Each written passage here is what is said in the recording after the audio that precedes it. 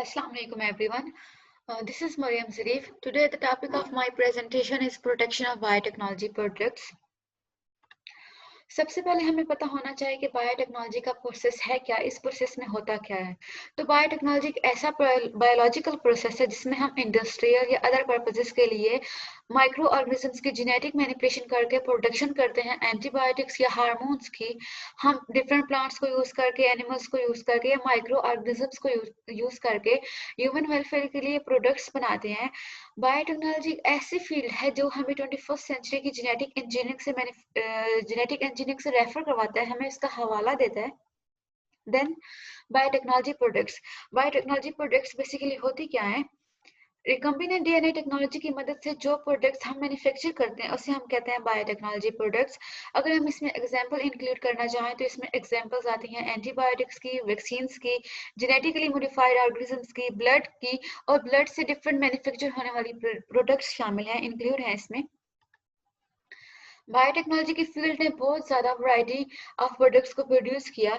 अगर हम pharmaceutical production या फार्मास्यूटिकल इंडस्ट्री में बात करना चाहें तो 65% ऐसी बायोटेक कंपनीज हैं जो इन्वॉल्व हैं मेडिसिन की प्रोडक्शन में, वैक्सीन की प्रोडक्शन में या डिफरेंट ड्रग्स की प्रोडक्शन में। 80% से ज़्यादा ऐसे बायोटेक ड्रग्स और वैक्सीन्स हैं और ऐसी 400 प्लस बायोटेक मेडिसिन हैं जो डेवलप हो रही हैं और टारगेटिंग और ट्रीट कर रही हैं over 200 disease all over the world में। नेक्स्ट आता है कि legal protection of biotechnology products के हम बायोटेक्नोलॉजी की प्रोडक्ट्स को कैसे प्रोटेक्ट कर सकते हैं। अगर हम बात करें बायोटेक कंपनीज की जो अपनी प्रोडक्ट्स और टेक्नोलॉजीज को वर्ल्ड में ऑपरेट करना चाहते हैं या उनकी ख्वाहिश है कि अपनी प्रोडक्ट्स को या टेक्नोलॉजीज को all over the world operate करें, तो उन्हें चाहिए कि उनके लिए उन प्रोडक्ट्स को ऑपरेट करने के लिए, उन टेक्नोलॉजीज को ऑपरेट करने के लिए उन्हें स्ट्रॉन्ग प्रोटेक्शन की ज़रूरत होती है, उन्हें मुकम्मल तहफ़्फ़ुज़ चाहिए। अगर हम टेक्नो साइंटिफिक रिसर्च और इकोनॉमिक डेवलपमेंट की बात करें तो उसमें भी हमें लीगल प्रोटेक्शन की ज़रूरत है, ताकि कुछ ऐसे इंस्टीट्यूट या कुछ ऐसी इदारे जो ह्यूमन क्लोनिंग की वजह से बैन हुए हैं उनसे बचा जा इलीगल एस्पेक्ट से बचा जा सके।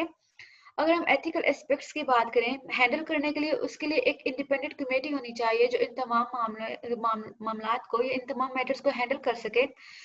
अगर एक इन्वेंशन हो रही है, अगर एक प्रोडक्ट की इन्वेंशन हो रही है और वो डिजायरेबल बायोलॉजिकल मटेरियल उसके अंदर है, तो उस प्रोडक्ट को यूज करने के लिए उसका कुछ खास पर्पस होता है। अगर वो एक पर्पस से हट के किसी और पर्पस के लिए या किसी और बेनिफिट के लिए यूज हो रही है तो उसे लाजमी करना चाहिए यूज। या अगर एक बायोलॉजिकल प्रोडक्ट, एक ऐसी प्रोडक्ट जिसके अंदर बायोलॉजिकल मटेरियल है और वो या तो नेचुरल इन्वायरमेंट से या किसी भी टेक्निकल प्रोसेस से हम आइसोलेट कर रहे हैं, तो उस सब्जेक्ट को या उस इन्वेंशन को एक अलग सब्जेक्ट का नाम या उस प्रोडक्ट को एक अलग सब्जेक्ट का नाम देना जरूरी है। नेक्स्ट आता है कि हम जो ह्यूमन क्लोनिंग की मदद से या जर्म लाइन जेनेटिक आइडेंटिटी की मदद से हम कुछ प्रोडक्ट्स बनाते हैं, हम उन्हें पेटेंटेबल प्रोडक्ट्स रिकॉर्ड नहीं कर सकते क्योंकि ये इलीगल आ जाता है।